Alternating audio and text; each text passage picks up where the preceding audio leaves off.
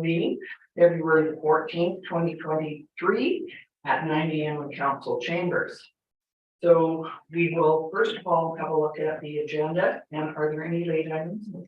Thank you. Could we have a motion, please, to approve the agenda? Thank you, Councillor Chong, Councillor King, all in favor.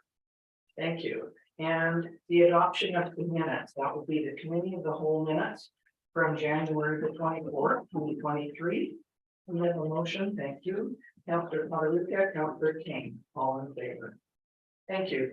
I'll just mention right now that our CAO, Mr. Brisling, is at a meeting in Kelowna today, so he will not be here, but we do have Mr. Zackel, who is the deputy CAO. So thank you. And Councillor Bennett is on holiday, so he will not be joining us today. So first off, this morning we have some petitions and delegations. And today we have the Osoyoos RCMP giving our quarterly update. And that will be presented by Sergeant Jason Beta and Corporal Dave Smith. So would you like to come up? Or can he stay here? You can just stay. Okay. Could we please? Thank you, Corey.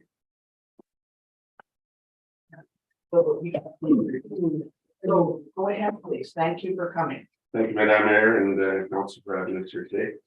So yeah, normally I do give you the quarterly stats, but with this last year being an election year, we've missed a few opportunities to provide stats. We can't really come and provide stats to council during an election, right? So with new council members here, we thought this meeting, as well as our RUS meeting that we'll be doing on the 16th, we've decided as a regional attachment that we're going to be giving you stats, a comparison between 2020, 2021, and 2022 stats. Gives you a better idea of where we were to where we are now and how we're moving forward. And I never liked those red blocks, so I'm glad to see they can remove. It's all blue. Yeah, so when you look at this, you'll see that instead of the red block, we have at the end of each line we have a graph, and that's because we're comparing 3 years versus 2 years. So you can either do red and green with when you have 2 years, but with the graph, you see it's go up and down. In the stats that you should all have, I believe you have a copy of it sent here. I sent you the municipal stats and the RDOS stats. They're broken out separately. Today I'll be going over the municipal stats. On the 16th, at that meeting, I'll go through the RDOS stats. First thing you see here is the calls of service. So looking at calls of service in 2020, we had 3,000 calls of service here in Osoyoos, and it went down quite a bit in 2021 and down again in 2022. So when we see calls of service going down, that's a good thing. That means that there's a little bit less of a load on each one of our police officers, and it also means that there's less crime going on. Anytime there's less calls to us, again, is a positive. We also separated in the next block down to separate the top 10 calls of service that we deal with. And that just gives you a better idea of what our members are spending most of their time on. Traffic incidents are usually always at the top of the list. That's because a lot of that is proactive policing. If the members aren't tied up on other priority calls, they're out there driving around, stopping vehicles, checking for impaired drivers, prohibited drivers, things like that. So a lot of that is incorporated into proactive work, as well as calls to us of concern from the public, whether it be someone driving erratically or possibly an impaired driver. Property is next, so that's property crime. Overall property crime is our #1 crime that we have in Osoyoos. Of course, we never like to see property crime, but I'd much rather see property crime on there than violent crime. And it just means that, yeah, things are getting damaged or things are getting stolen still, but there's a lot less violence in this town compared to maybe other places. Alarms, we get a lot of alarms, most of them are false. We don't attend to all of them. Assist police, fire, and ambulance, that might just be ambulance needing assistance getting into a house or standing by for, a person with mental health issues that they need someone standing by for safety. Abandoned 911s, huge problem. We get a lot of them. A lot of them come from the state side as well. If there's anyone that's close to the border there, if it hits off our south towers here, So it's there again, they take up a lot of time, and we're trying to look at ways to reduce that, but it's a system that we're living with right now, and we haven't found ways to mitigate those calls. Assisting general public can be something as simple as someone calls for a non-criminal matter, but we've got time to go assist them, so we will. So it's not a criminal thing. That although that's part of property crime, we put it in there because it's out of our property crime, it's the number one thing, and it ends up being number 6 on our list, or number 7 on our list. Check well-being is someone phones us, they haven't been able to get a hold of someone. They're concerned for their safety, they call us, we'll go and try and attempt to locate that person and make sure that that person is okay. If they're not, get them the help they need. Motor vehicle incidents, those could be traffic accidents, could be motor vehicle broke down, things like that, and suspicious circumstances are just that. Someone sees someone walking down the street late at night, they've got concerns, maybe that person shouldn't be there, they'll call it in, we'll talk to the person, and if we just flag it as a suspicious circumstance, but no crime is committed. So when you go into the stats now, we'll start with the violent crimes. Assault, common assault or assault with a weapon or causing bodily harm. You'll see that in 2020 we had 44. We went down in 2021 and down again in 2022. So our violent crime, or most violent crime, are dropping over the last few years, which is a really good thing. Sexual offenses have stayed pretty even throughout the last 3 years. They're low. 13, well, 12, 11, and up to 13. Of course, any sexual offense, 1 is too many, but 13 is still a low number for any town. And this incorporates anything from inappropriate touching, someone accessing child pornography, to full-on sexual assaults. The majority of these, or almost all of these, involve people that knew each other. And none of them stranger sex assaults. Uttering threats is it's again gone down quite a bit since 2020. That's uttering threats is exactly what it's called. It's someone saying that they're gonna, they utter, threat to harm you or something. Whether they mean to or it's at the heat of a moment, it's still carded as a violent. Domestic violence has gone down as well. They're always tough. They're always tough to we'll see those fluctuate. When you get a couple that's going through a very difficult time, you're usually dealing with 1 or 2 couples all the time. So you may have in here we had 14 offenses in 2022. That may be 3 different couples that we've dealt with on multiple occasions. So our job is to try and get them help through different services and different give them tools to either get one person to a safe place or get them to counseling so they can mitigate the issues that they're having as a couple. Then we go to violent crime totals. In 2020 we had 117, went down to 72, and now back up to 85, but we're still considerably lower than 2020. So when you look at the violent crime totals, again, we've gone down quite a bit, which is something I like to see. Switch on to property crime. Again, you'll look at these numbers here, and I won't go through every single one of them, but I'll because there's a lot of them that I'd rather answer questions if you have any questions about them. But if you take a look at all of them, that we've really gone down in almost every single one of them. And if we've gone up by maybe 1 or 2 calls for service. You compare it all 3 years.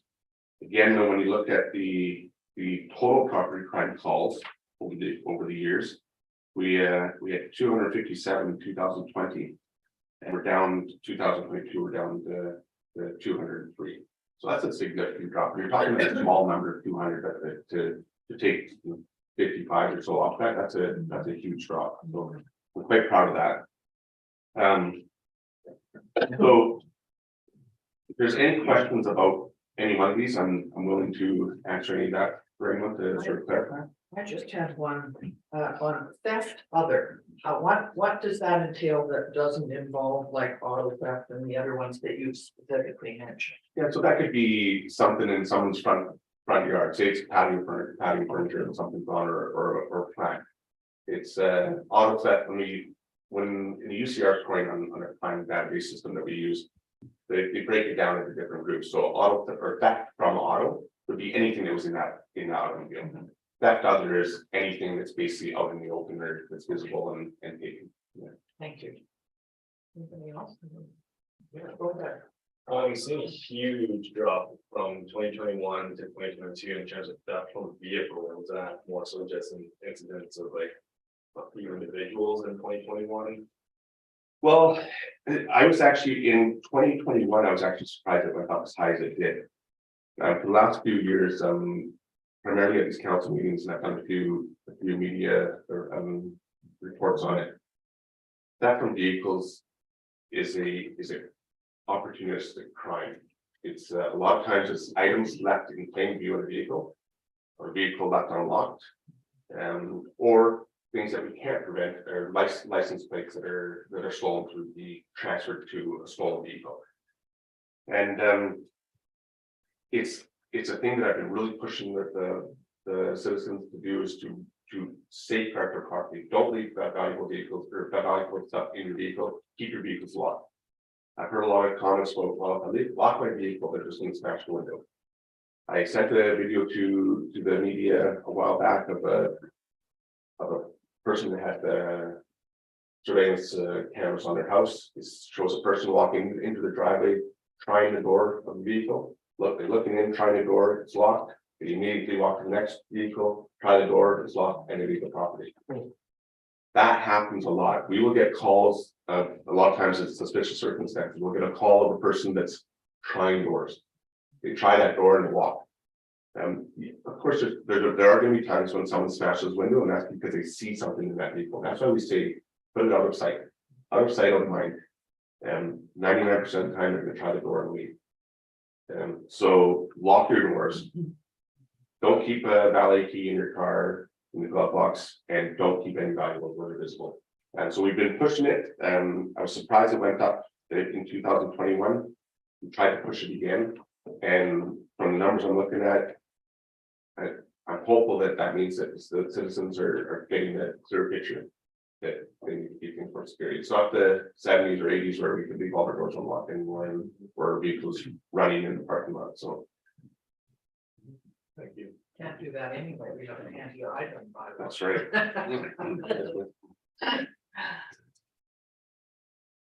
Any more questions on the static? It's nice to see that things are, I always think that we're much safer here in cities than we are in some of the other places. So thank you. Yeah, I've been really pleased over the last number of years. When I compare stats to other places,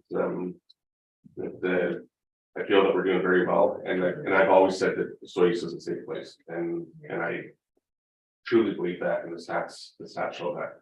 You know, we're not immune to getting the odd violent crime that and no place is, but it really is a safe community. Thank you. So just a real quick overview of the budget, because we're getting closer to the year end. Right now, we're forecasting for a deficit on the overtime costs of $36,700. It's a forecast. So if we kept going the way we are right now, that's basically what our deficit would be. That a lot of times overtime goes into a bit of a deficit mid-year and stays that way for a while and starts leveling out because of the summer time policing. With the amount of tourists we get, and we're not providing more officers, we really need to bring people in on overtime just to be set. Before we were municipal detachment, the county used to give us $10,000 to put towards seasonal policing. We don't do that anymore because it kind of defeats the purpose. If we need the overtime, the town has to pay for the cost of it regardless. So we've given us $10,000 a fund, we're paying for it. If it's a little bit of an estimate later, it doesn't really make much of a difference. But we still try and do everything we can to not go over budget. The amount of tourists is what plays into it and what's happening this summer. The overall municipal budget, though, when you look at the O&M, buying supplies and what have you, we're actually in slight surplus of 23,000. And that's because of the lower forecasts for support staff, accommodation, guards and matrons. So we forecast a certain allotment for O&M, and that's to help pay for, a lot of it goes, some years, if we go over, it's because we've had a lot of prisoners in our cell block. And that goes to pay for the commissioner guards that we have there. Because crime's gone down, we haven't had as many prisoners, we don't have as many guards, so it ends up being surplus in that side of it. So overall, we're looking not too bad, I would say. Any questions on the budget part of it? Great. So before we leave, I brought Dave for a reason. It's not good. It's not good news for us, No. but it's good news for Dave. So Dave and I have a fantastic relationship. I love working with Dave, and Dave has been the drive in this detachment. I tasked him with the supervision of our constables and making sure that they're out there doing their job and doing it right. Dave has been fantastic at that. He's been pushing them to target our most prolific offenders. And I put a lot of the credit to our stats and our low crime rate right on his shoulder, is the work he's done. We've also had a lot of files where we're dealing with mental health patients, and the mental health patients take up a lot of our resources. Dave has worked very consistently with some of our mental health patients and with the interior health teams to get them the help that they really need to take away the need of us to go to every call. And whether it be encouraging them to get onto medication or get better treatment, or get seen by another doctor or what have you. Dave's really pushed out with some of our frequent frequent flyers with people that we're regularly dealing with that have some mental health issues, and he's had huge success in that. And taking off has a team, and they're expanding on it where they're having more and more interior health people work with base.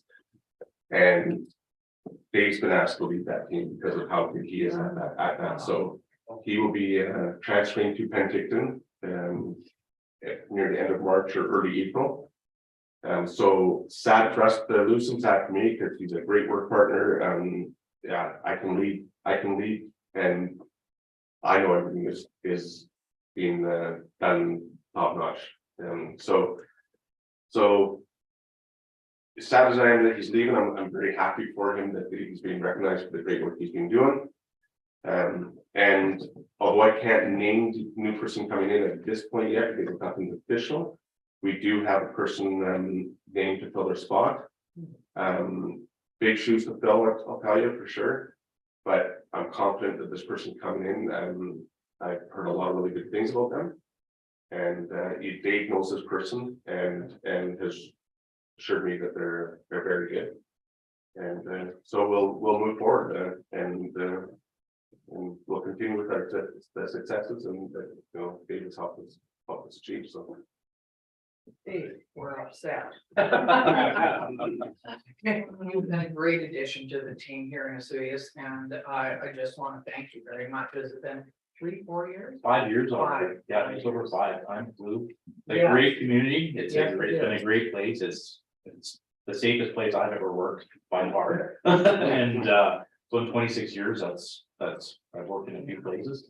But it's just it's a great opportunity to sort of be able to network and with interior health and a lot of the stakeholders up there. So Good. yeah. Well, interior health needs help with that, so I think that you're obviously the best person to lead that. So could we expect you to be coming in giving reports at the RUS table? I imagine so. Yeah, for sure. I So I'll think probably that- still be involved with that. So Probably. yeah. Well, best of luck with your new job, and we will certainly miss you. And if you ever want to come back, we're ready. And although he's moved to Penticton, he will still be a resource for us on the mental health side of it.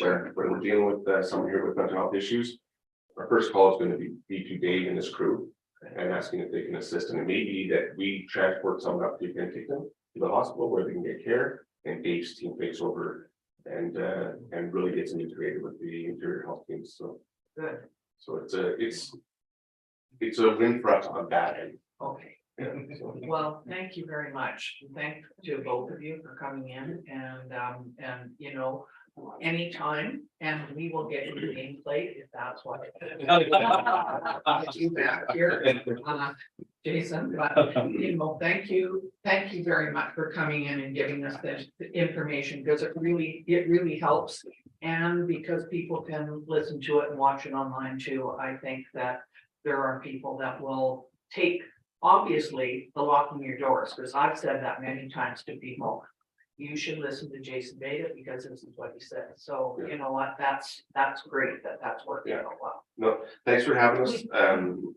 I like to come to every quarterly, I like to quarterly facts every time. So those are on my schedule, but if there's any time in between that you have questions on me, where you want to do more formally in the counseling, please. Or if there's something going on in town that you want to talk to me about, either call me at my office and we can discuss. Call me on my cell phone. You should all have my cell phone, or have me come here if it's something you want to get. And I will always make time to come to council meetings. So, Would you like to dress up in a bunny outfit on Easter? thank you for your time. I think it's not over our plan. Thank you very much for coming. We really appreciate it. Thank you. And sorry to sneak out so fast. We've got another meeting at our office, so. Good. So thank you very much. We'll let some of the others come and sit in your seats. Great, thank you. Thank you very much. Congratulations, that's good for you, that's great. That's great. So should we have Mr. Zafino Have a come good day. sit at the Have a great day. table, or rather than standing up there, would it be easier? Whatever, Mr. Zafino, would you like to come and sit over here? And, is that all right? Or Yeah, would it no. be easier? I just thought it might be easier for you to sit down and talk to us then. Thank you. Okay, so I would just like to introduce everybody to Jim Zafino, who is the manager of finance at the regional district of Okanagan and Milkameen, and he has a PowerPoint presentation for us, and he will go through it all first, and then we can ask some questions. Thank you very much for coming, Mr. Zafino. Well, thank you for having me. This is, in a bit to be transparent, the regional district does what I call a roadshow.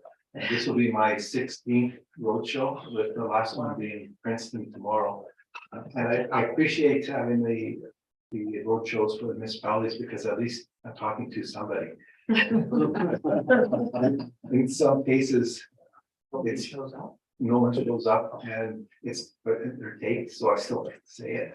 But it's available, the roadshow, in your case, I'm sure you're taking it and it's made available. But the PowerPoint presentation as of this afternoon will be made available to the public. As I do the roadshow, we put the presentation up, so this will be the second last one. There's actually the reason there's 16 is because Interconnecting Band is also one of them. There's 4 services that they provide. But with that, it is 44 slides. I'll try to keep them fast, and I'll try to actually anticipate some of your questions, so that looking at your tax requisition, I already knew that there would be some questions, so I have got some answers here. So one of the first half of the presentation is essentially it's generic. It's what a regional district is, who we are, what we can and what we can't do. It's my history, my background is 32 years with the city of Penticton. This is my second time around with the regional district, and I was working for the city of West Kelowna, first as a CFO and second as a CAO for the first 14 years of the city. So with that, I quickly learned that municipalities have a different thought of regional districts, and a lot of times it's why you're doing it this way when we're doing it that way, and a lot of times it's because the Local Government Act or the community charter doesn't allow us. I think it works. No. And I will assist you. Thank you. So Brianna will do it for you. Thank you. Okay, so as I stated, there is a conundrum. I found that working for regional districts, I'm always asked why this, why that, so I thought I'm gonna just have a brief discussion about the whys. Next, please. Sorry. It's okay. I'll talk slower. Oh, wait. I'm not talking that fast. So, each regional district is a corporation formed the exact same way as a municipality, and that's through the lieutenant governor and the letters patent. The letters patent, just as municipality describes and states what the border is. And it states also what the controls are that we can and can't do.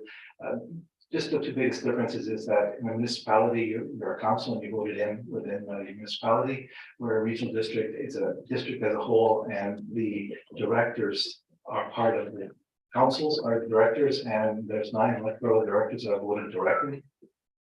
So, next, please. So there's 9 electoral area directors. You're closely tied with the electoral area 8, which is up with Atticus Mountain. And you'll probably notice that your tax requisition increases are very close because you're tied together with a lot of the different services. Altogether, there's 20 members on the board.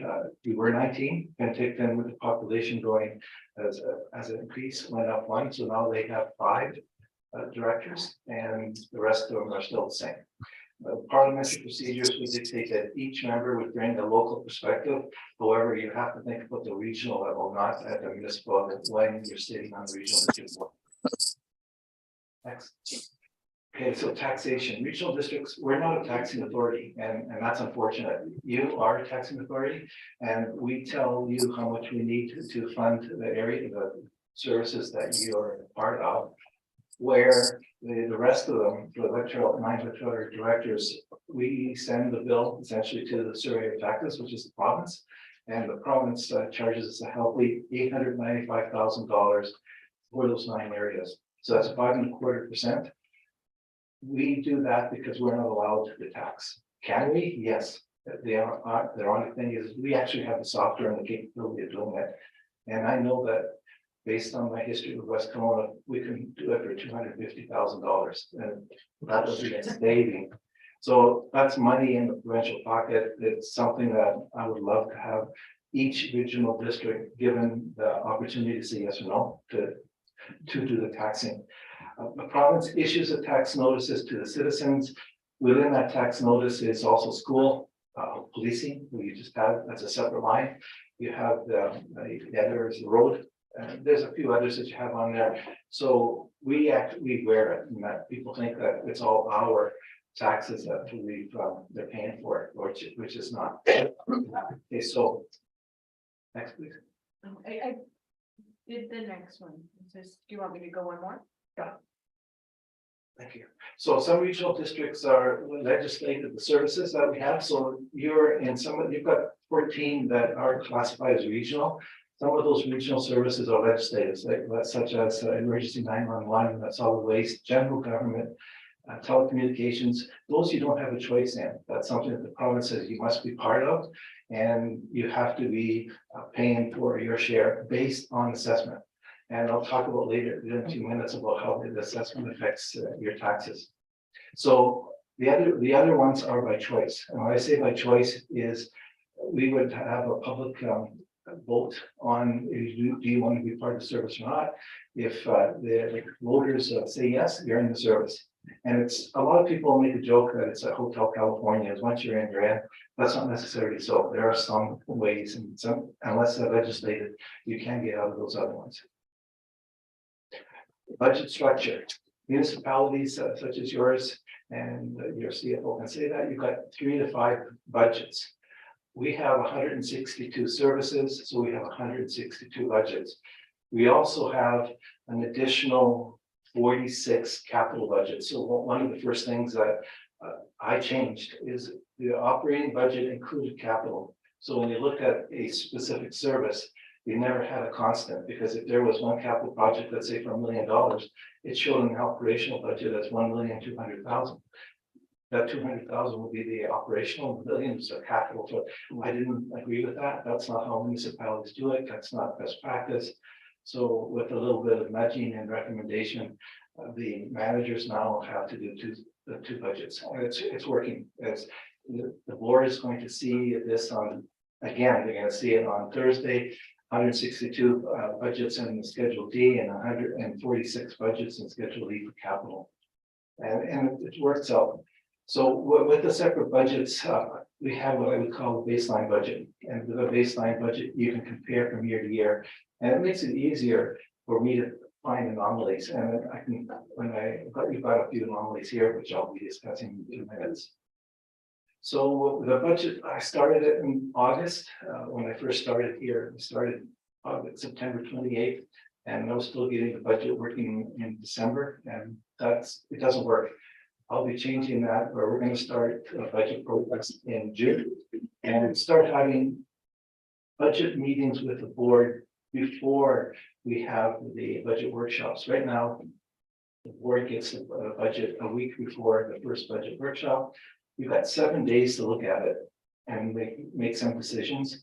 That's not right. It's not fair. I'm used to giving a council a month, and I walk away, and within that month, we talk. And that budget is then changed. It looks more what the council, in this case, the board wants. And by the time the budget workshop is there, most of the questions are answered, and it's closer to what the budget, on the budget is going to be. I had probably 80 changes after the first budget workshop. The board's going to look at the second and third reading this Thursday. It's probably another 20. And as I present that, I'll be talking to the board that there's another 10 coming at adoption. I don't like that. That's not right. Now, some of them are director driven, and that's fine. But if the meetings are held well in advance, then that's something that can be changed. And one of the things that I'd like to actually look at, probably my last change, because I think it's starting to get close to being what it should be, is there's a section that's called the regional services, and that's, if you have the top end of the budget, you'll see in a bit. I had no questions on those. No one answered, because the majority of those are municipal funded, and no one comes to me and says why. And I would love to say why. It's a lot of cases when I have the meetings with the directors, I tell them, well, no. I suggest or recommend questions that they can ask it. Okay, because I don't, like your CFO has more authority than I do. So managers in the regional district are used to do it one way, and it's slowly coming around, and it's starting to be more efficient. But I'd like to see just a little bit more. With that, what you see on the board are the regional services. So services where the majority of electoral areas and municipalities participate in. And what you see there, some of those services are some of the 162 that we actually have to go for. And then you'll see the emergency 911, as I stated, corporate facilities, etc., emergency planning. The next slide has additional. So these are, here's more, the transit, solid waste. A lot of these you belong in where it says specific, where it says Penticton, that you don't pay in. Each service is self-sustaining, either through user fees or through taxation. And in some cases, it could be just parcel tax, but it all depends on the service. Next, please. So these are rural services where the majority of electoral areas participate in.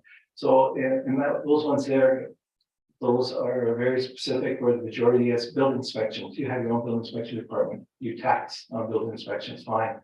But electoral areas don't. Not everyone is in, for instance, for a building inspection. Area G does not have building inspection. So they don't have to pay, whereas all the other ones would pay. And again, it's based on assessment. On there, you'll see something that says mosquito control.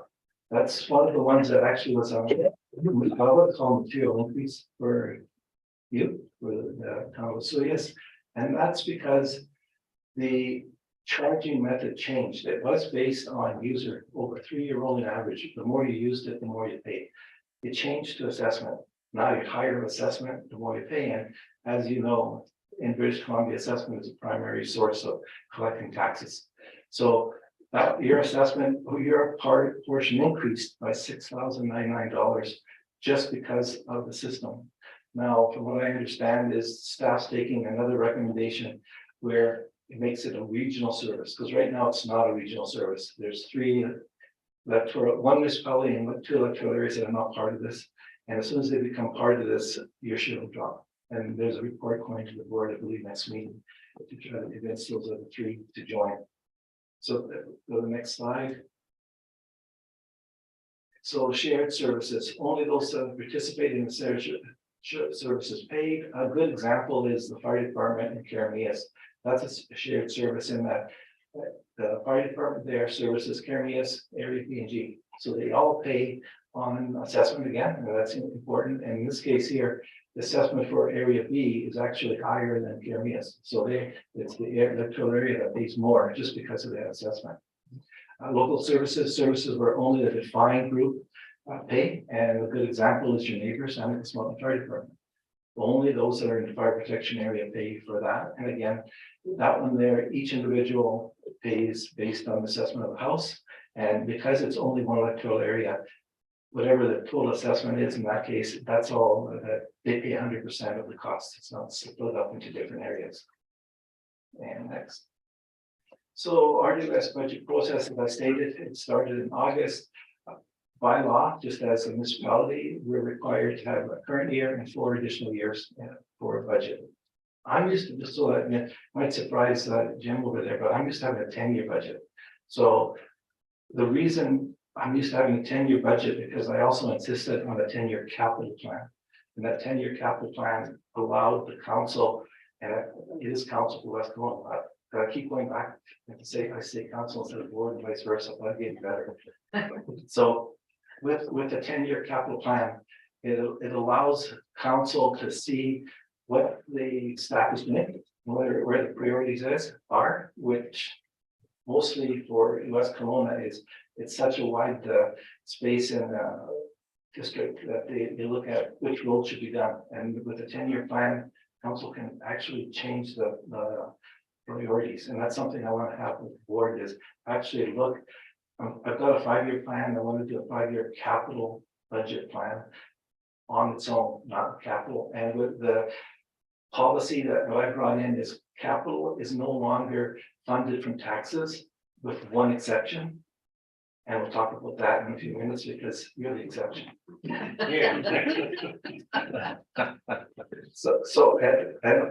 I'll let you know why in a bit. So with the budget change requests, so the budget can be changed right up to adoption. So there's change requests going to the board Thursday. The following meeting, which is March 2nd, I'm bringing in, like I said, 9 to 10 more budgets. I received, and I don't know if you've got it yet, but I received some information on the sterile insect release budget as a little late this Friday at 4 o'clock. So that's going to be going at adoption.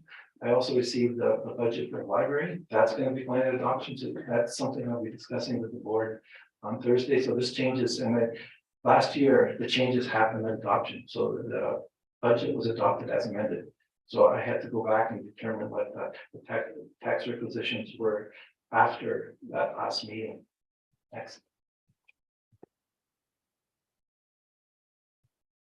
Okay, so there's 3 budget workshops that are always done, and from that, I listened to what was said. Changes are made. January 5th, it was first reading. So the official budget name is a 5-year financial plan, which is probably called all throughout the BC, the same thing. The draft budget goes out to the public and for public consultation. This is what I'm doing. The comments that I receive are then added at the time that budget is taken for final adoption. The biggest single common problem that I received is transit. Why is there a huge transit bus with nobody on it? Why do they have 2 people? Why do I have to pay? Why do one area has to pay and it doesn't even have service? So I'll be bringing that to the board. There's not much that we can do. Is with transit, they say jump and we just say how high. We don't have much of a pull with them. The difference for budgets being adopted for regional districts and municipalities is before March 31st. So we have to do it by March 30th. And municipalities is before May 15th. So it means 14. So again, that's a local government act. And just to be fair to the province, the municipalities need time to add our taxes to yours. So that gives you a little bit of breathing room and makes us a little bit more crunched for time, but it's not a big problem. It can be done. Next. So we're talking about property assessment, all services, the majority of the services are based on what's your assessment. So if you have a service, well, a lot of services are between electoral area A and you. Depending on your assessments, you could be paying more or less. I believe this year, your assessments actually went higher than average. So your portion of the whatever expenses we're talking about went higher. So, and I'll show you in a few minutes, 8.34 is what it is for 2023 for the assessments, where it was 8.26. The town of Vesuvius non-market growth from BC assessments 2.33. And one of the things that I'm sure that it was done here, but was never done at the regional district, is non-market growth is never taken into consideration. So if the regional district says your tax increased by 10%, and your growth was 3%, it's actually not 10% increase. It's the difference between the two. So it's 7%. That's never been happened. That's something. So I brought that in the first year because it just wasn't fair to say something that was not correct. Now, was it done intentionally? No. And some municipalities actually just met the two up and gave you a lower number. I've always shown the difference. I show what it is for the budget increase. I show the non-market growth, and I show the net. And that's how you're seeing the budget for the regional district. So next is, this is something that I didn't receive. This always happens a lot. I didn't receive the 2023 assessments until the day after I took the budget to the board. So I was able to produce this Friday after the board passed the first reading. And that straight line that you see across is the average for the regional district. Anything below that line, your assessment went down, which means your portion of the taxes went down. Anything above that line, your assessments went up. That big peak that you see is electoral area B, which is just west of here. We had two Carneas. So there, even if the assessment or even if the budget is exactly the same, and there's no difference from last year to this year, their budget will go up. Their tax requisitions will go up. Well, everybody else's will slowly go down if you go below that line. Or if you, it's kind of hard to see there, and this is something that the board's going to see this Thursday. Yours were, I believe, just slightly above, so you're paying more. The electoral area A, I think, was a catch up last year. Their average went up 50%. So their tax requisition was material, and no matter what the poor electoral area director did, it's hard to reduce taxes when your assessment goes up that much. And the electoral area for B, he's looked at it. He's compensated for that growth by reducing some discretionary expenses. However, it's not easy when you have to do that because there's the consequence to the taxpayer and the client. Next. So administration charge, that's something I just want to bring it up to all of the municipalities, because one municipality wasn't happy with the formula. And I inherited this the day that I started, and I was called in to I put out some flyers. It was to look at the administration charge because the board was not too happy with the previous change. So I went in there and I made some major recommendations which the board accepted. Up until I started, there was no administration charge to capital. And the recommendation to the board pretty well stated it's not fair to use a municipality because capital, 99% of the capital work that's done in the regional districts or electoral areas, and there's staff involved, there's service costs involved. And the regional district calls it an administration charge. It's actually support costs, the support costs for those departments. Not wages aren't included. It's just what it costs to run the organization other than the wages. So by doing that, I recommended that we start charging, which made the operational cost drop. And the first year was 80% of admin charge to operational and the remainder to capital. The board asked for another review. I did some number crunching and I recommended the 88-12%. Still a charge, but I'm trying to be fair. And the new policy is that just after the election every 4 years, that administration policy will be reviewed and see if the new board agrees with this. still looking to be fair, and I think it's fair with all the different municipalities. The municipality that led this is no longer having the problem that I know. It took 90 hours to come up with this because I had to defend what we were doing. And for me to defend it, I had to go back in history and see why it was charged one way, and it kept changing from year to year. So this, it changed this year, but it's the same formula.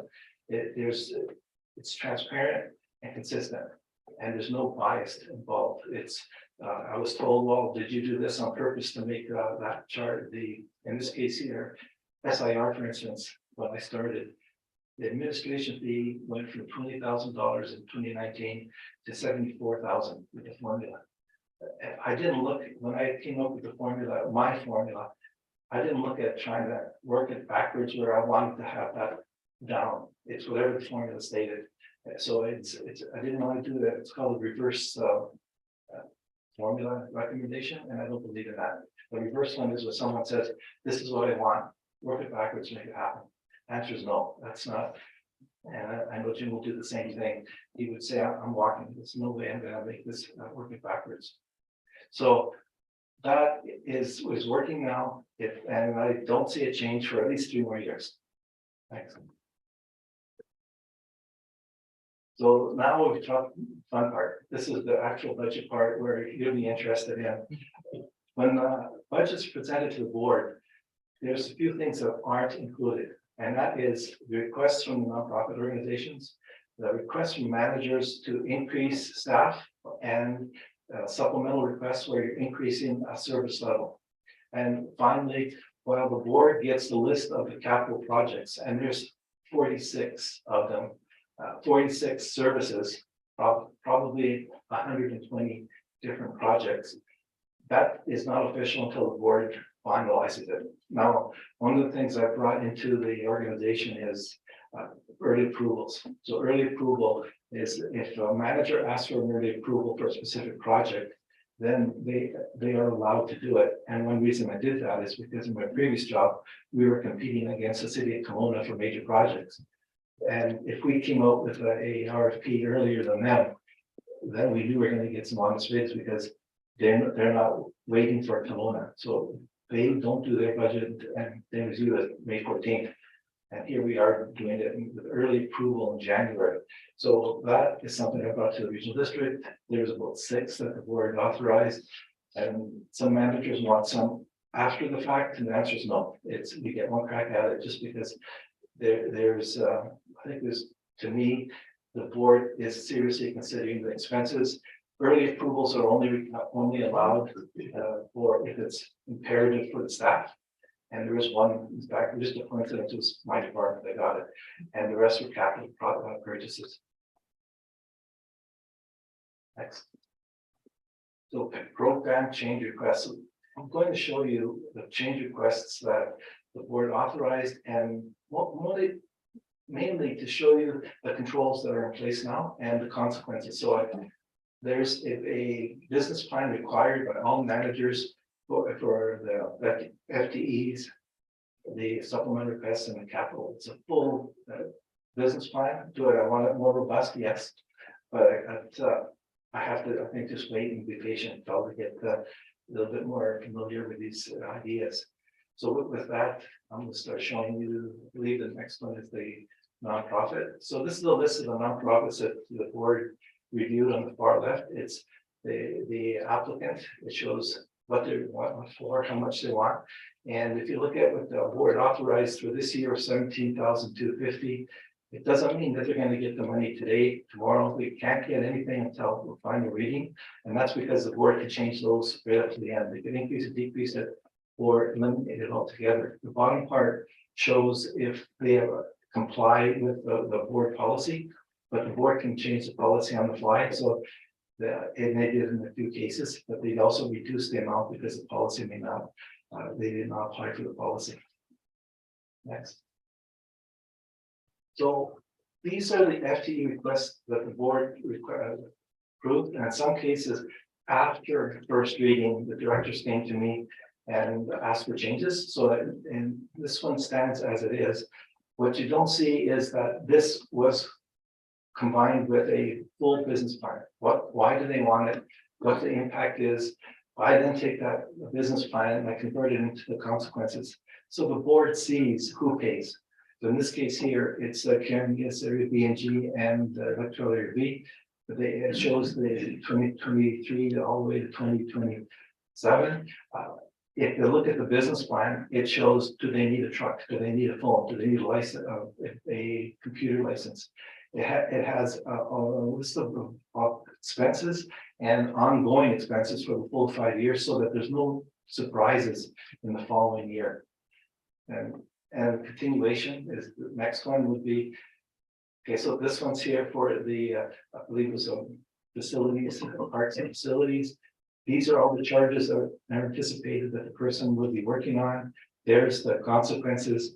It shows where you see a negative, the manager is estimating that that new person will bring in revenue, additional revenue, so they're paying for their own wages. So that's something that I require because I want to show the net impact. So the revenue side and that service will increase, but so will the expense side, and in some cases that position nets up. And at the end of the day, you see a position, and we're looking at $30,000+ for that. With that, as the board okays it, it is populated in the budget as a whole. Now, what you're also seeing is only the ones that the board authorized. It was first reviewed at the manager's level. The managers then reviewed and said, okay, these are a wish list that can wait. So they didn't make it to the board. Then the board looks at it and says, okay, some of these are also wish lists, or a service level increase that we don't want. Next. Here's two more. This is information services, and this is important in your area because this affected the administration costs for under general admin. And that administration fee, as I talked about earlier, about this is general government and electoral area government. So there's an increase in electoral area government, and in your case, your general government taxes went up $10,006. This is one reason where you see all and the top part and the bottom part. That includes all of the 15 areas. PIB, independent event does not pay into that. So with that, the board authorized it. It's very imperative that we have those. We are very understaffed in information services. If something goes wrong, that top position is going to be the troubleshooter. The bottom position is twofold. It keeps up the maps. And also, we just purchased the asset management software, which we luckily got full grants, $250,000 grant to purchase it. We're within budget. And that position is also going to help us upgrade and keep up the asset management. We're aggressively looking at getting that completed this year. So that's something that affects all municipalities also. Next. Okay, continuing engineering services. One of the things that we went out last year and did an RFP for landfills, for the Campbell Mountain landfill and also the Oliver landfill. We did what was called a blind bid, where we bid on our own RFP, and it was my responsibility to keep the bidder separate from the different organizations that will bid from us. I wanted to keep it honest. So if someone actually goes back and says that we were biased, they can't. So as a CP, I signed off on it. I kept the bidder separate, and they were not allowed to have any additional information that could have given them the ability to win a bid. And we lost one for Campbell Mountain, and we won Oliver. And we need this position to actually work in the Oliver landfill, except one small area where they'll be working in the general mission forum, but the rest of it is for the landfills. One of the things I strongly believe in is wherever we do an RFP, we should actually do an internal review of should we bid on it. And we should always go for the lowest bid, and it's fair for our client, and our client is a taxpayer, and you are also our clients. Next. Program continuation. This is for 3 students where the last ask is for bear aware. The other 2 are ongoing for water and utilities. And I think students are the way to go. I really strongly believe in succession planning, and I've had it where we bring in students every year, the same students until They graduate and then that's what you look for if you ever need a position. You've already evaluated them. They do good work. They're enthusiastic. And in this case here, the board allowed us for 3. The bottom one is 1 year only. As you can see, the lines are 0 up from 24 onward, but the other ones are ongoing. Next. This one's my department. And right now, your staff right now is busy working on your end. And it takes away from, while it's core work, it takes away from your daily core work.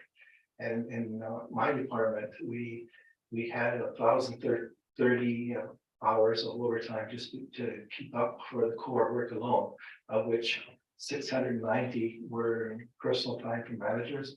And I want to keep staff. There's been a huge turnover in staff, and I think that's something that will help me keep staff and also help me with succession planning. Next.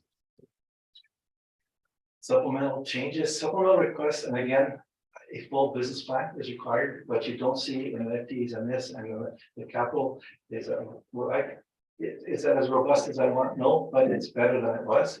This is a supplemental request. An example of it is where a manager is cutting grass twice a month in a park. And now the manager thinks, nah, I'll do it 3. Okay, well, no, you can't do it 3. You do a business plan. Why you want a 3? And the board reads it and they say yes or no. And that is the consequence behind the business plan. So what happens is they write the business plan, but the manager doesn't realize the consequence. That's the consequence. There's an increase. Eventually somebody has to pay for it. So I make sure that the board sees that, but also that the manager sees that. The bottom ask is the purchase of sand. As of 2023, the province no longer pays for sand when we want to have it pre-delivered and in a spot where we think we're going to need it.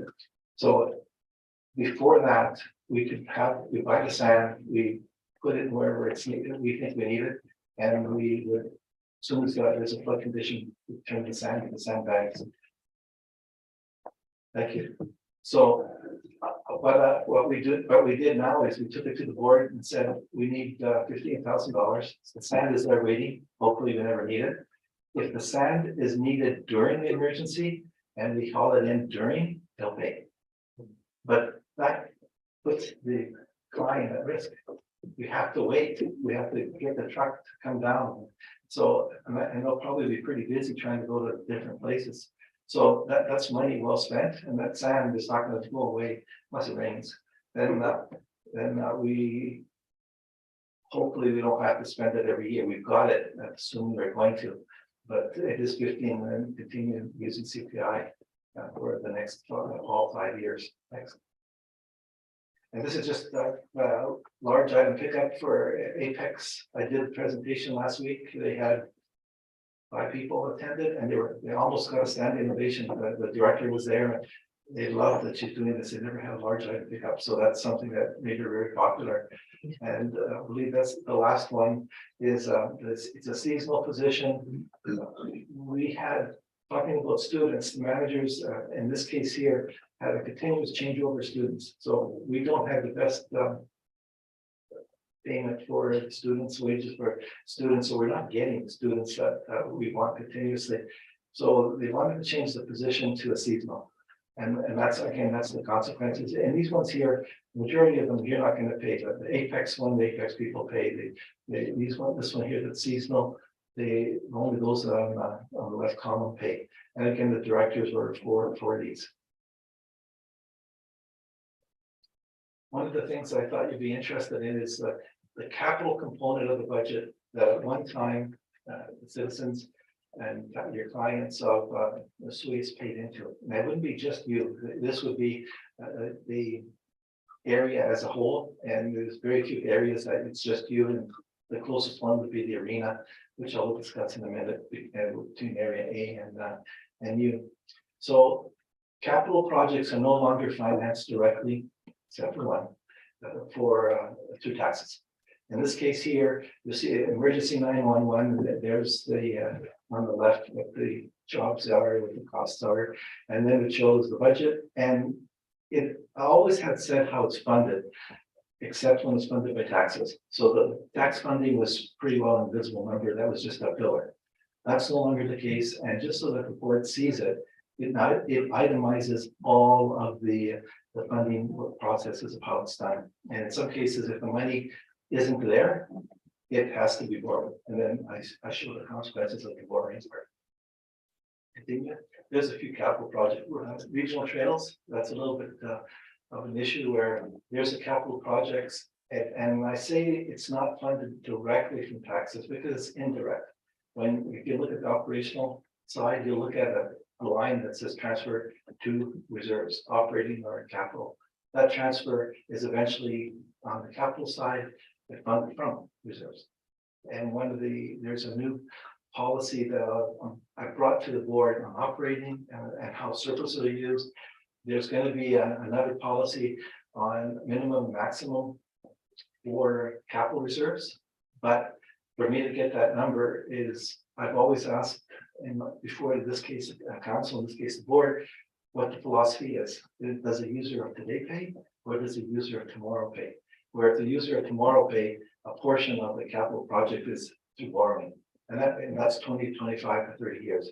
So once that policy philosophy is set, I can actually come up and with some recommendations to the board, which would save the taxpayer today money. Because right now there's transfers to reserves to try to increase the reserve level so that you can all of a sudden the capital project that came out of nowhere can be funded. That's not how it should be. And that's why I make a 10-year capital plan, because the board can say, no, I don't want that bridge this year.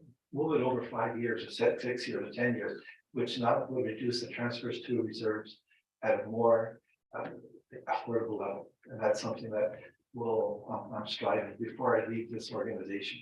I'm gonna try to make that to happen. Next.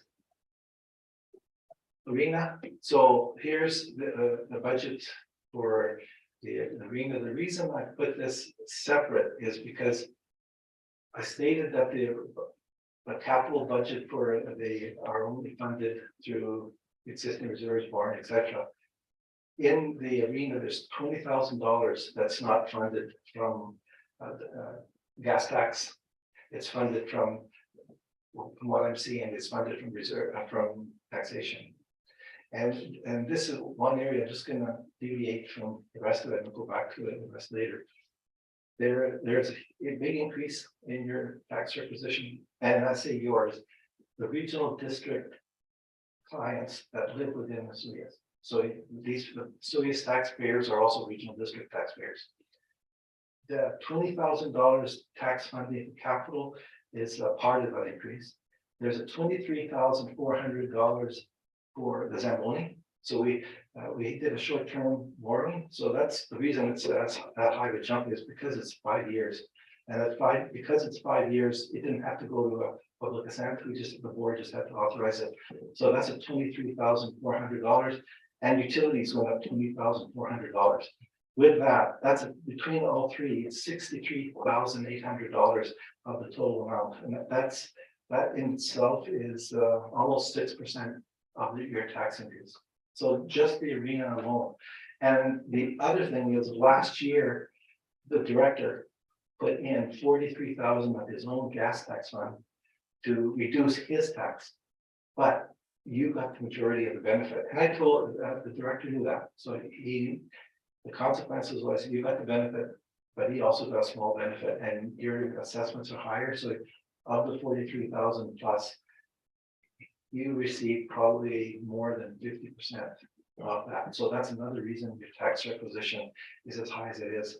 Can the director do that? That 20,000 that I mentioned, I've already mentioned as a method to reduce his tax requisition by using gas tax. I haven't got authority yet to use it, but if he does, out of that 20,000, you would probably get 12 to reduce your tax requisition, which would be 1%, just over 1%. But until he does it, he's got until March 2nd to do it. And while I'm here, I'm also talking about the other mosquito, $6,099 increase. That's because it changed, when the formula changed. So this is right now moving off. You're not going to see this. I'll continue on the slide in a few seconds. And then general government, which the majority of that is the IT. So now we go on. So your tax requisition, as I stated, it was $1,022, it's 106,000 plus. Of that, $60,800 is just the arena alone, as I mentioned. And your net after growth is 9.34. And next.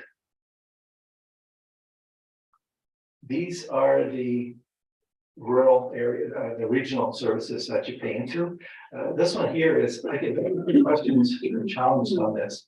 And even if I get challenged, it's not me, it's being challenged, I take it back to the director. I have very little control of what the budgets are on the operating side. I can look at the transferred reserves and make them manager accountable. I can look at the surplus from one year to another. What used to happen on the surplus, I didn't like, and I changed is that the surplus used to be used the following year to reduce taxes, and that's not sustainable. So what happens now is it goes into, I've got the permission from the board to change it to the operating reserve. And I'm bringing the revenue policy here, again, Tim knows about this municipalities, but I have to do a revenue policy that goes with the budget. Regional districts don't. There's portions of the revenue policy that we have no power under the Local Government Act. However, there's awesome controls in there that I like, and I'm going to actually present a revenue policy to the board with some of the controls that the regional districts have to look at. And one of the things in there is municipalities have to look at the tax differences between the different classes. So there's, for instance, residential, there's utilities, there's business, other, there's recreation. You have to look at the multiplier on that and make sure that the taxes from them, assessments from one year are not materially changed from the other. We can't do that. And from what I see for the regional districts this year, there actually was a switch over to from residential to business, where I see the businesses actually have a catch up on the assessments. So I've done some what ifs on different services, and one area that you also have a control of is utilities. You maximize the utility multiplier, and I know I'm seeing a head shake over there.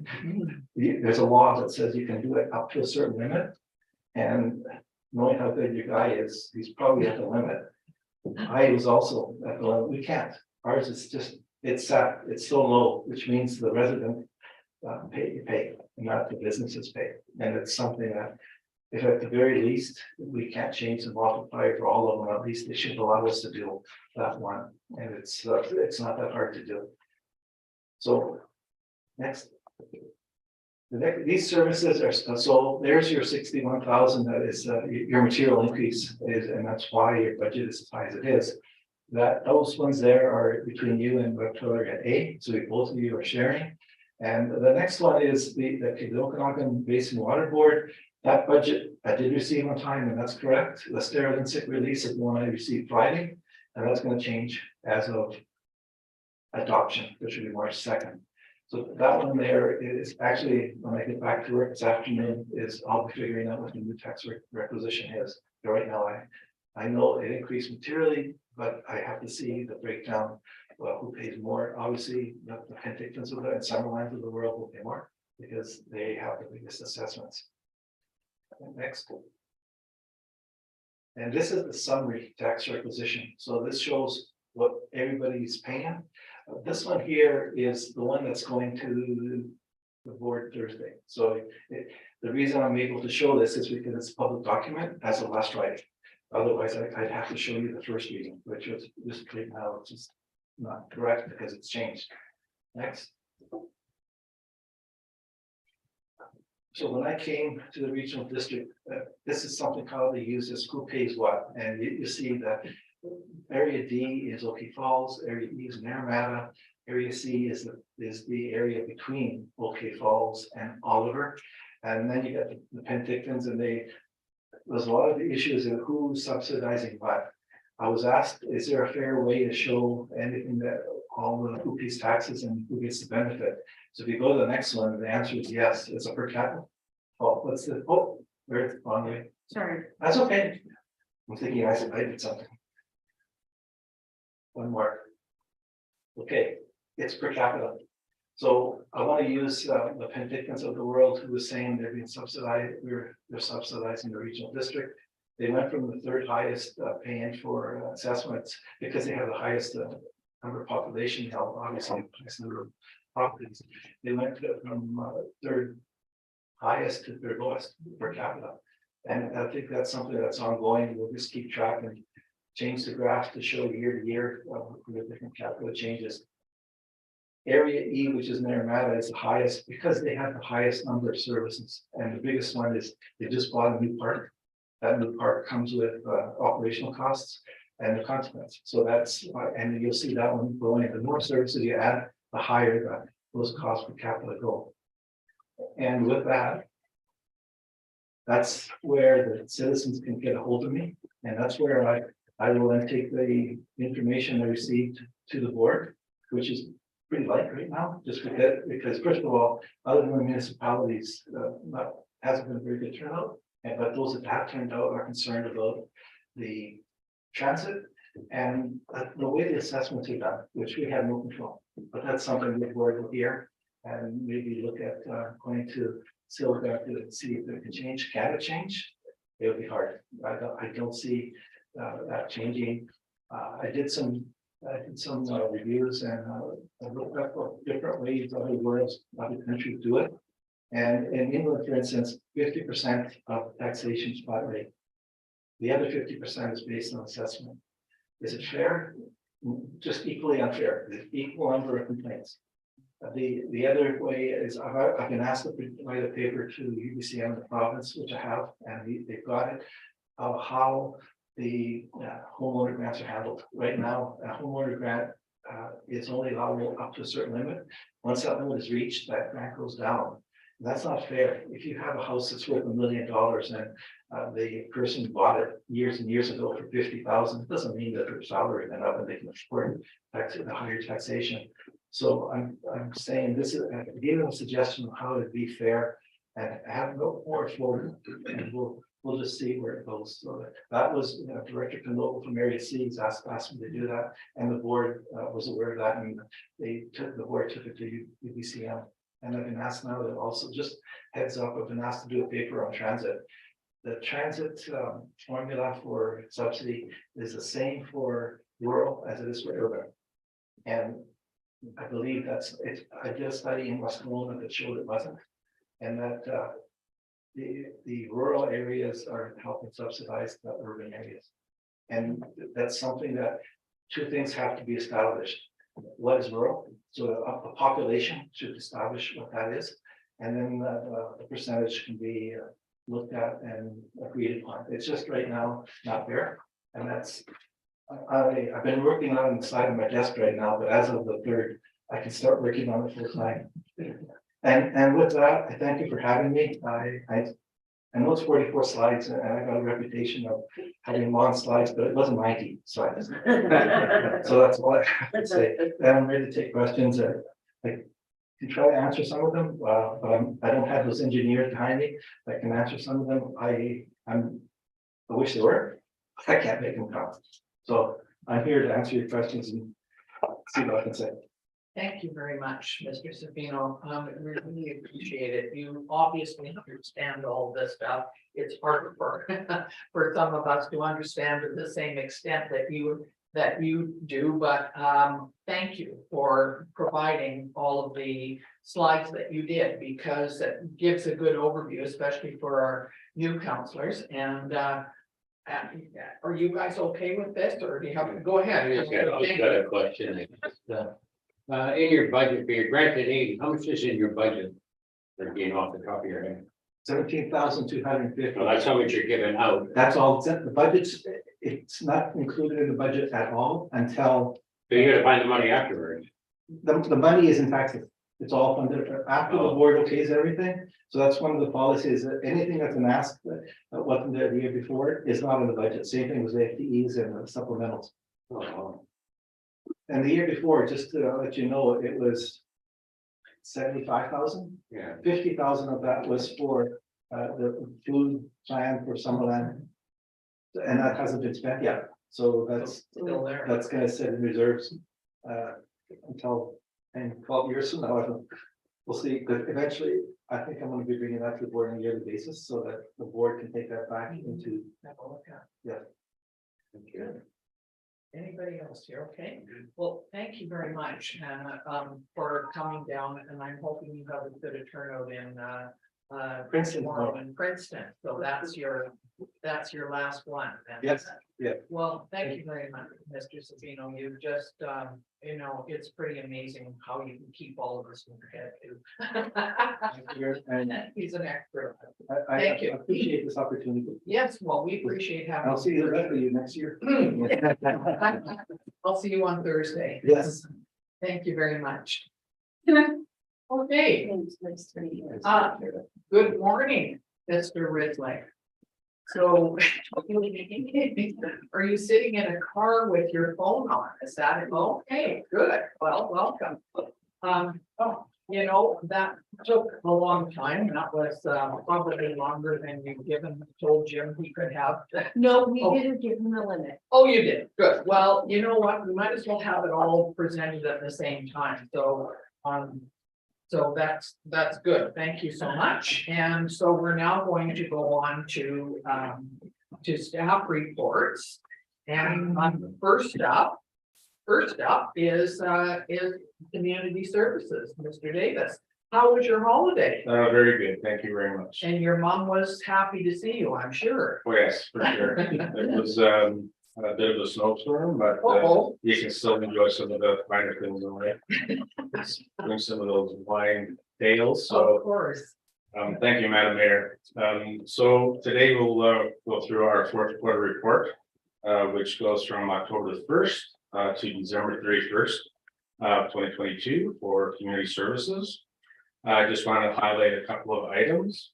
The award of the Plate Trained Chiller was taking place at this time. A new program that we offered, our junior musical theater, was a success with full capacity, 17 participants. It was something that we took advantage of from one of our high school teachers that came forward.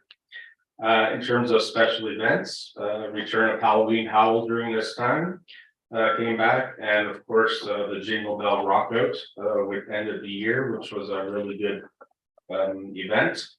And I just want to mention that our stats and numbers in terms of our attendance for programs, our drop-ins, and our memberships are getting back on par prior to COVID. And other than that, if anyone also has any questions, I'm willing to answer.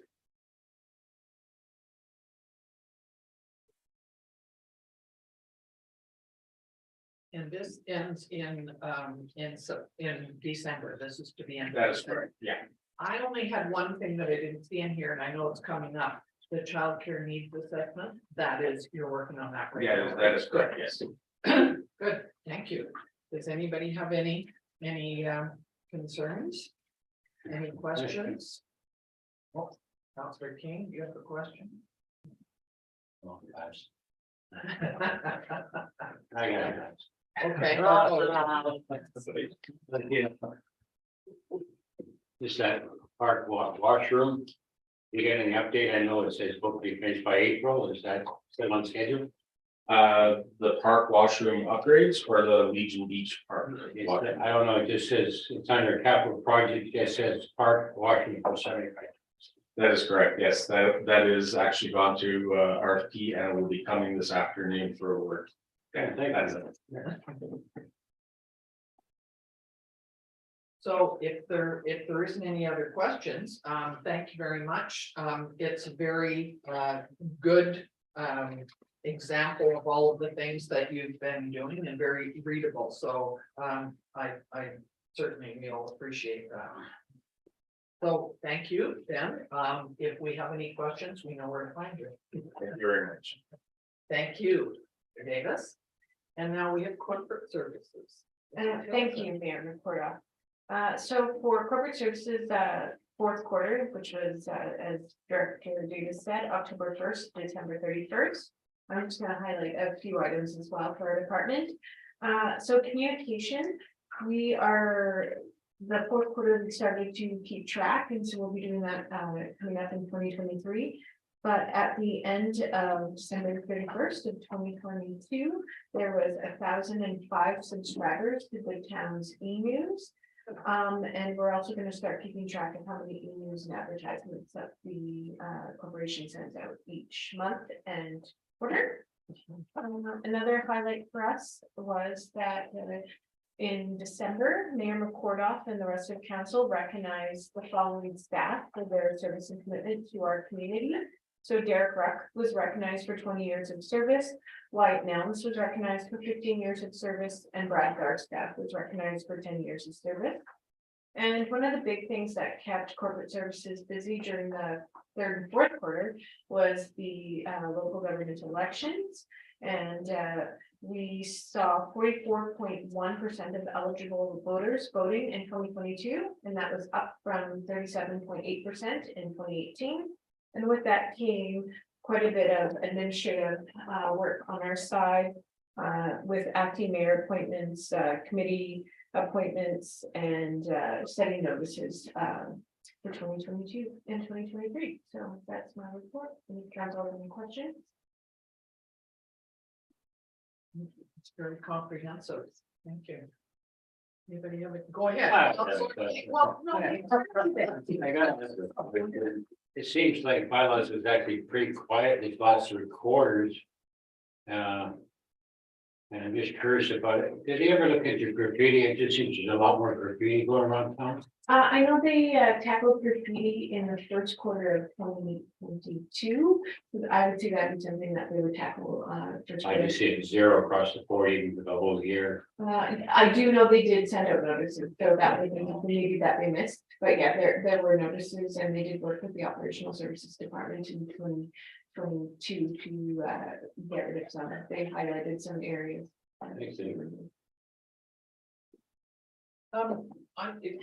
Can I just ask, when you're doing the job postings and the interviews, when you have job postings but no interviews on some, and so does that mean nobody applied? for the Either job? nobody applied or there was nobody that we felt that met our needs, so yes, we did proceed with the interview. Okay.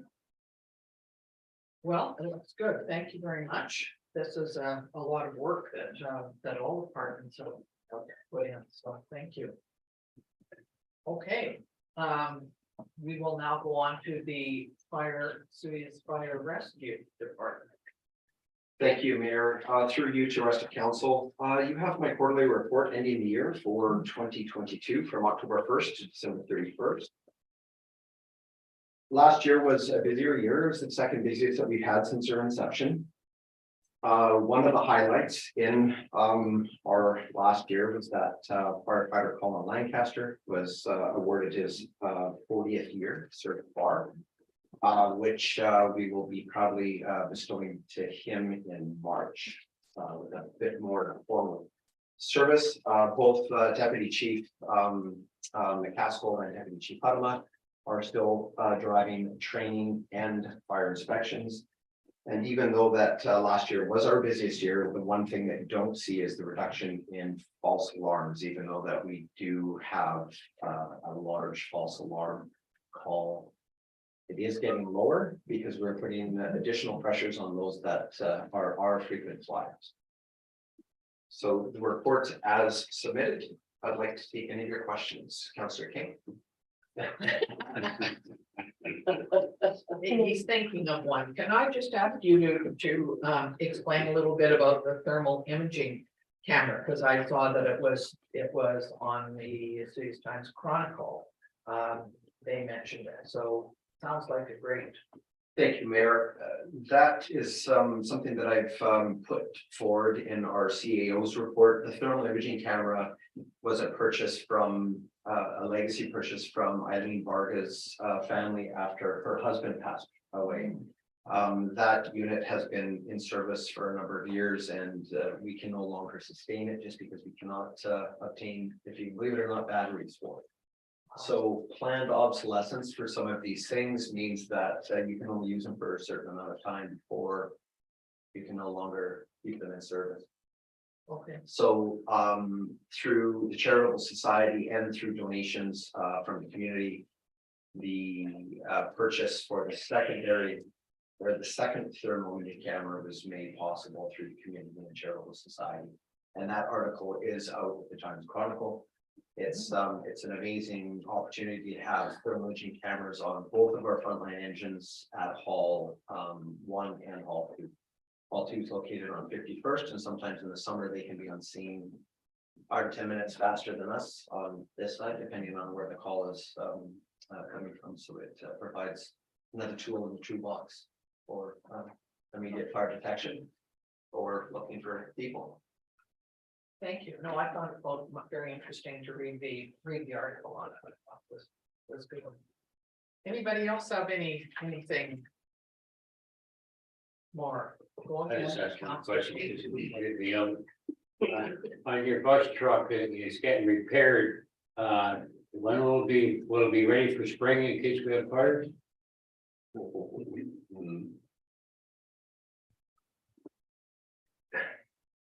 No comment. No, the brush truck is completed. The final inspection was done. Ford has not allowed the transfer to occur because there is an emissions recall. There is some sort of software program that has to be solved before Ford can actually release the vehicle. That doesn't help us since the entire brush truck is around the Ford chassis. We don't have an estimated time for completion for that recall. However, we're working very closely with the proponent to try to get it completed, but even if we wanted to register, bring it here, we couldn't. So we have our hands tied. Thank you very much. You're welcome, Kelsey King. So I think we're okay. Nobody has any other questions. Okay, thank you very much, Chief Courtmeyer. And I think that I like the picture that you've got in about the firefighter of the fire chief of the day. That was a cool thing for everybody. Thank you. Okay, we're on to Operational Services Department, and this seems like a long one. Thank you, Your Worship. Go ahead. Yes, this fourth quarter report from the Operations Service Department.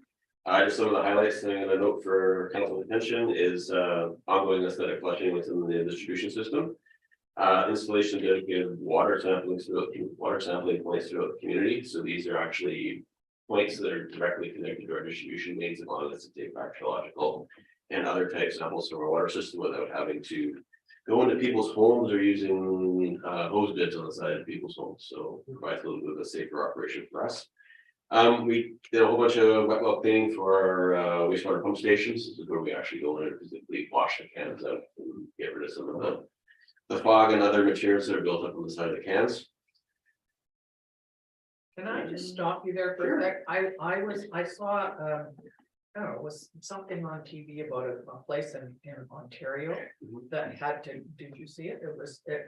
They had to clean out the oil and the fat, fog, as you call it, from, and it was phenomenal how much stuff was in there and how many problems there were. People pouring bacon grease down their sinks and having it plugged up.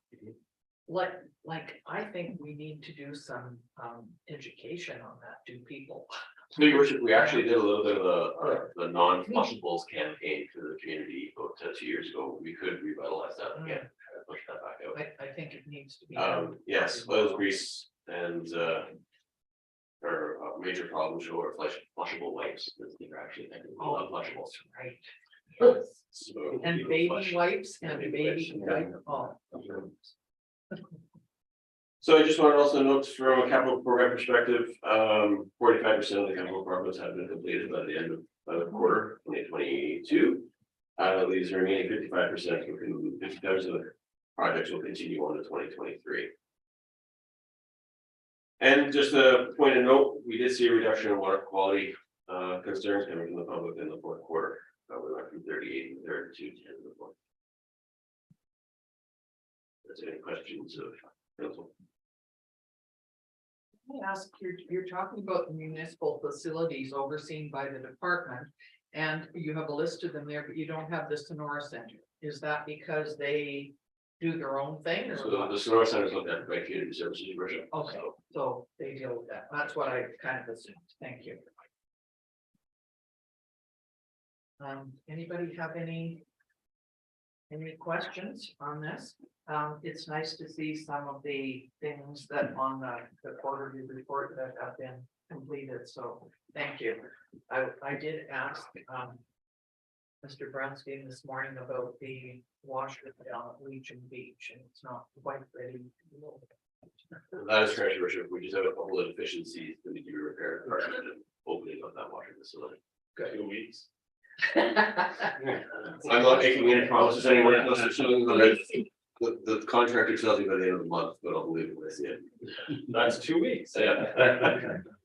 Do you remember when we first asked about this and you said, I think it might be ready by about March, and we said, no, we want it ready before then, so you were totally right. So I'm assuming that that Fortis has finished doing what they were supposed to do. Is that one of the things we're waiting for? So your worship, the washroom is fully functional. There are some deficiencies that don't allow us to operate it properly. They need to be corrected before we open it up. So currently with the door triggers, the way they were installed is all doors will open at 7 AM and all doors will close at 7 PM. The change rooms are only supposed to be opening on a seasonal basis. So there's points in those change rooms that actually need to be closed and those doors need to be locked in the off season. So that's one of the deficiencies. The other deficiency is putting the walkway lights on full cell. They are currently on 24/7. Oh, okay, good, thank you. Any other questions? Thank you for the report. It's very informative and it's easy to read, so thank you. Planning and development, Ms. McKay has just returned from a nice holiday. You had a good rest. I did, thank you, Mayor. Good. Go ahead, please. And through the chair, quarterly report for the department from October 1st to end of December 2022. Couple of quick highlights, of course, the successful proponent for the zoning bylaw for Shore Lake bylaw and short-term rental recommendations was Urban Systems, of course. And you've had a couple of reports on that program. And just quick, a note that the website opens today, and so it's the survey, so just a quick little plug there, even though that happened today, not last quarter.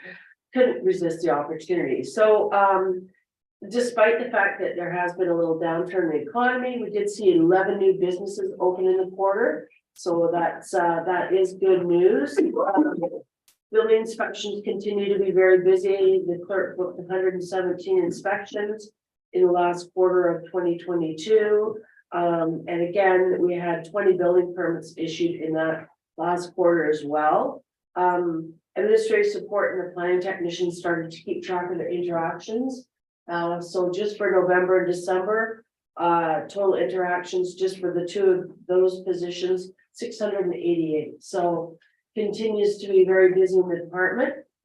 I've updated the residential development project summary table for your peruse. If you have any questions about that. And I guess I'll just stick with that. Thank you, Mayor. Thank you. Anybody have any questions about this? Go ahead, Councillor King. Thank you, Mayor. Just one question. You were proactive in sending some letters out to owners that were advertising rentals, and then you had an open house. Did people actually show up? I'm sorry, we had an open house. Well, I don't know, maybe not where they could come and you could engage them and explain more what was happening. It's in your first paragraph on the first page. Right, so thanks very much, through the chair, Councillor King. Those are two different issues. So we are going to be having our open houses and community engagement on the zoning bylaw, Forest Shore bylaw, and the short-term rental program. That starts February 28th in the evening. The proactive letters, we started sending those out in the fall. So we haven't started that engagement process yet. I will let you know, though, we have had a number of those businesses that were operating have now stopped advertising. on Airbnb or VRBO platforms. And actually, in some cases, applied for a business license for a B&B, a bed and breakfast facility. Thank you. And I think your open house is on the 28th, February 28th in the evening, and you also have one on a Saturday. We have one on the Saturday, yes, March 7th. No, that's not right. March Second. 2nd. March 2nd. And then, yes, and then March 7th, we have one online.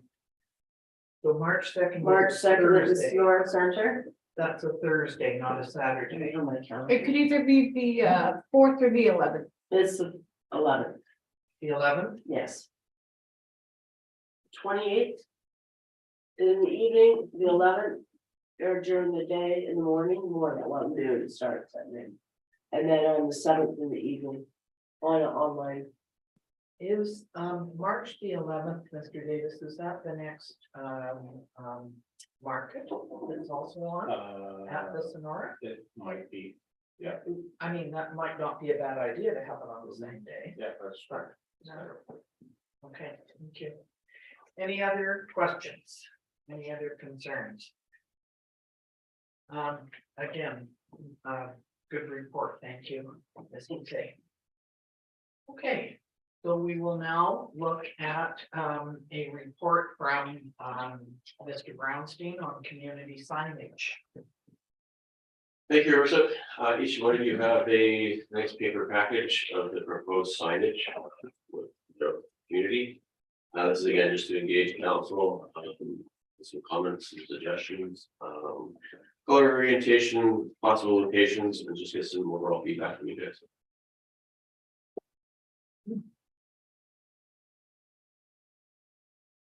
So my first concern when I looked at it originally was that, are we using the right colors? And I do see that somewhere in the air, it says the town's color palette will be looked at. Is that what we're talking about? So Your Worship, I mean, there are two different designs proposed here. There's one that will use the color palette within the so used branded materials.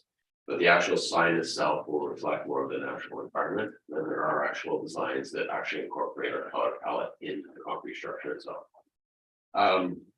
This is 100% under council's discretion. The only time the coloring has to be used is for using it for corporate type activities. So as long as the so used logo is within the color palette requirements for our branding, then Yeah. council's discretion. Hey, and do we don't know the cost of the signs at this time? I mean, would it depend on the size and so on as such? So I quickly got some quotes. These are very rough estimates for each one of those large signs, approximately $5,000 each. For each one of the info signs, you're looking at about $3,000 a piece. Okay. What's the length of these?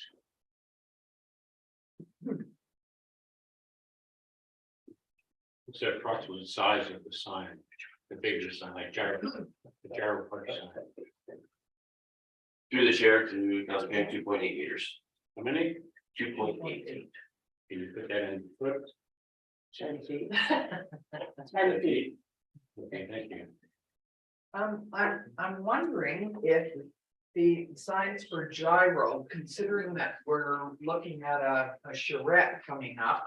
I'm hoping that maybe we could not decide on something here and placement of it until we look at the whole picture. Does that make sense, or have I missed something? I'm gonna pass it over to Director McCann, that comment. Oh. So, Director Davis, Director McKay will take this one.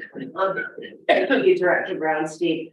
I think a decision on the signs themselves is good. Perhaps the placement could wait till after the charrette although I would think the entrance sign is probably has no other place to go but at the entrance. Yeah, Director Davis. did you have something to add? Thank you, Madam Mayor. We also have a budget and a project related to signage, which would include that, as part of our RMI funding. that we're going to utilize and put that in place as well. So timing is, important. And the sooner we get on that, the better, because we want to have it done as soon as or keep it on our deadline that we originally anticipated. Having the signs made and going in this direction is going to take a little bit longer anyway. But sooner the better. So do we have to have the RMI spending on that particular project done by a certain date? I will give that back to. Thank you. Thank you, Director Davis. In general, the province wants to see those big ticket items, money spent or allocated prior to the end of March 31st, which is being done. Okay, This is the carry forward, not the new monies. These are the old monies, and that is being done. They're less concerned about the smaller sums, the 20,000, 30,000. They'd like to see that completed by June. But definitely those larger ticket items, they want to have either the projects completed or the projects awarded for those bigger monies. And Director Brownstein can speak to those bigger project numbers, which is. so can I ask, you said the large signs would be about 5,000 and the info signs about 3,000. How many signs in total would we be looking at? Do you have any idea, like? 1, 2, 3, 4? I hate to do this, your worship, but. Not, Director Davis, did we have any idea of how many senators are putting out for information? For sure, the large signs, we're probably talking, obviously the one that was done was specifically for gyro. Yeah. Right. And depending what comes out of the charrette, there could be, anywhere. If this was an adopted sign that we would have in every park. Probably looking at 10 or 12, I would imagine, maybe more. And then the smaller signs, if we're looking at the info signs, I think that would accommodate the same type of number. Maybe obviously depending on the situation over the air trail or an open park space or whatever the case is, would be somewhat different. So looking at the numbers that we have, we need to put those in. The RMI funding that we do have to work with is pretty good. Okay. This is just for information only this morning. Right, passing.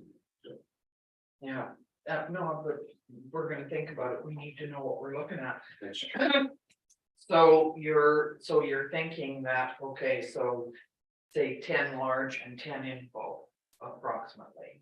Okay, and going to all of that, are you looking at, so, there's certain parks in town, are there other areas that you're looking at putting the signs as well, besides the parks and the plaza? We put one there, and gyro. Canal Trail is one that just pops in my head. Okay. And that's where we would have a little more in terms of info signs. Yes, Major sign at the beginning, and it might be at both ends. And again, that's something that we would do as part of our little study that we're doing, okay, as part of that, so. okay. So I guess your worship, I just wanted to make sure that, the reason for this discussion this morning is to get council's feedback on these designs, not location, not where Sure. they're going. We'll Good. go back to council with those options when the county. Just want to make sure that you guys are aware of these before we start marching down the path and all of a sudden you start seeing these all throughout the community. Well, no, we need to do something before then, for sure. Okay, I can suggest. sure, go ahead. Are we gonna get a redesign of the park information sign with a color palette for this one? We can. And for this color palette too, and also the other ones, is it possible to move the Soyuz welcome portion down to the concrete base? As opposed to being right on sign itself. As in like shifting it down from here to there. Because if you look at the sign rendering, it kind of gets lost if we decide to go with this color palette anyways. You're right, you don't see it. You don't really see it, and it highlights really well if it's on the light gray background. Yeah. I mean, personally, I like this color palette better. I think it's more reflective of our location and our character. Yeah, that's what it. Versus this one. You're talking about. Yeah, I see, I get what you mean, yeah. Can I make a comment too? And also look at the base to make sure it's a little higher, so these signs actually stand out.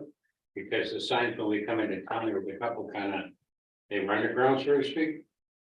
So I really think adding a couple more inches to the base might be beneficial on a couple of the main signs anyhow.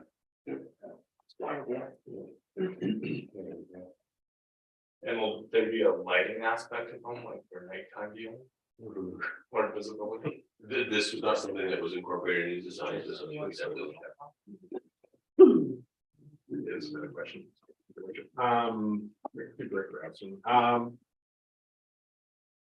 I guess one being, is there a significant cost difference in terms of brand or style versus the color, or just the way they dyed, or maybe equivalent? And then I guess, yeah, my second question, I guess, would be, my only other concern of the color portion is if we were to ever consider a different, let's say, that color scheme that it may not need itself. as for your. Sorry, your first question. Is there a cost difference between brand or? No, there is not. Thank you. So are you suggesting that this one, the color scheme on that, the. My concern being if the color scheme was to ever change, Yeah, that we'd be, like, we're, like, you know, obviously over the natural side. yeah, no, I totally understand that.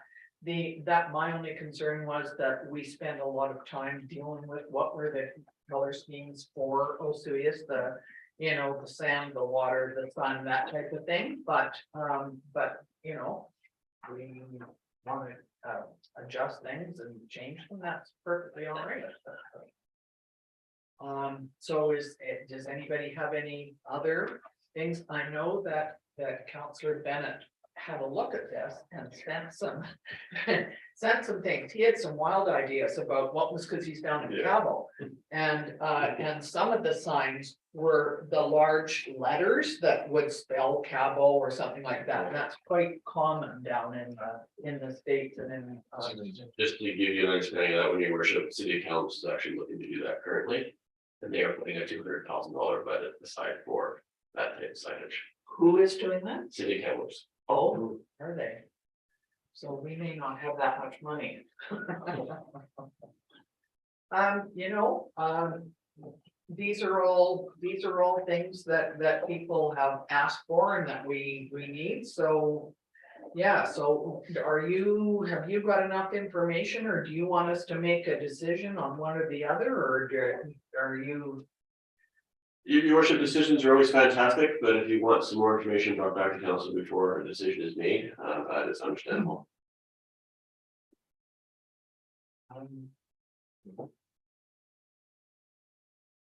I don't know, so just having a look at them, maybe. I'm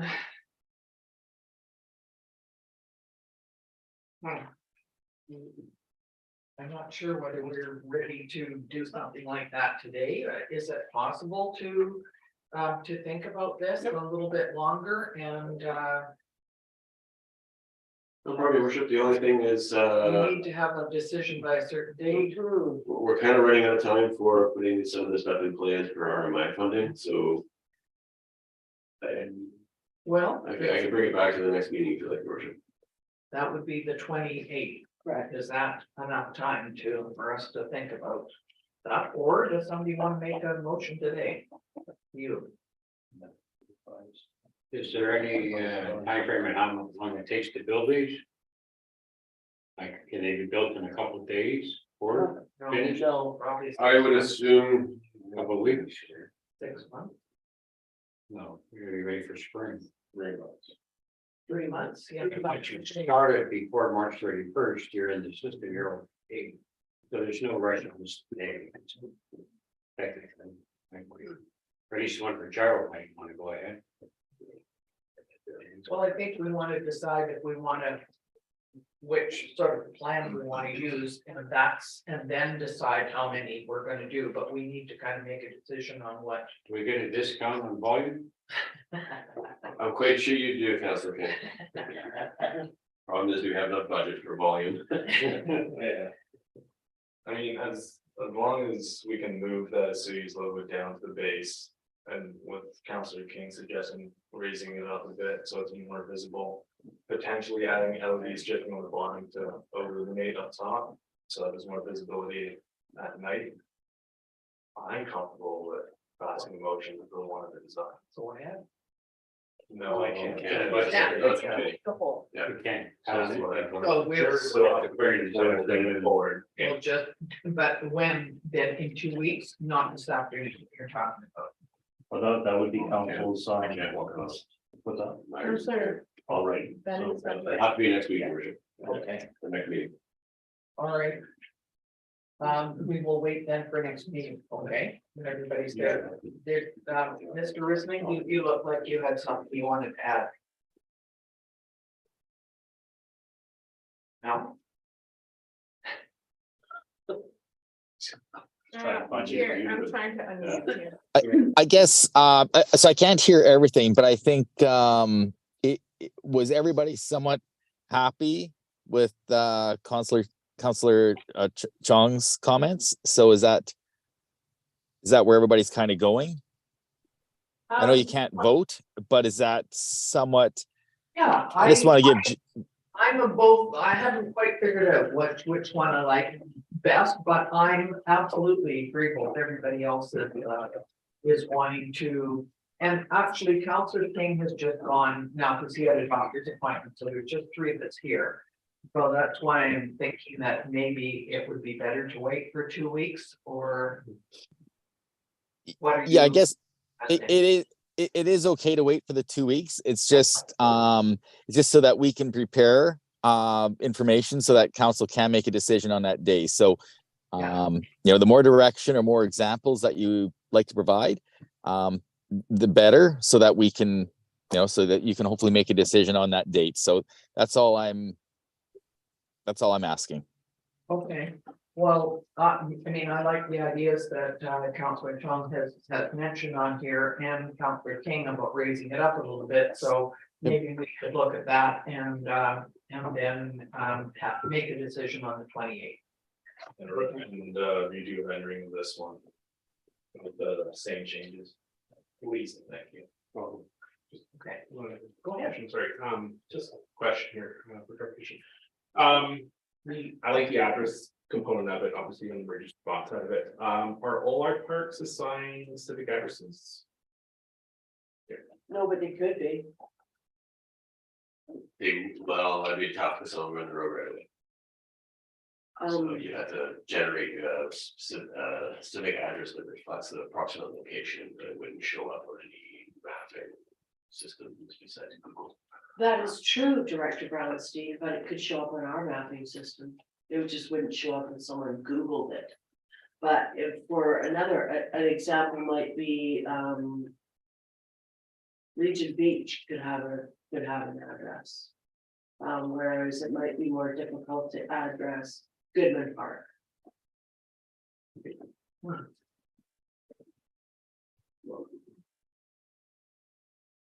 did you? Mayor, through you to Yeah. rest of council, we can actually place common names in the 911 mapping, which would allow them to have a GPS drop point for those. Okay. It would come as a Latin long, so street by street, and that bisection of that street would coincide with that common named terminology. It's no different than, it being beside the old, I don't know, Yeah, Franklin House, it allows people to actually respond, but if there is an address and it's definite, it's within a couple of feet comparatively to a 911 ping of a movement of within 3 meters, and then if the person that has reported it moves, that location moves with the person that's reported. So commonplace or addressing, I'm a fan of addressing. do we need any other information? Right, being there? Okay. All right, so I think that's the end of our agenda today. So we would, I would look for a. Who's left before he can terminate, so one of you two. Counselor Chong and Counselor Poderica seconding that, all in favor. Thank you very much.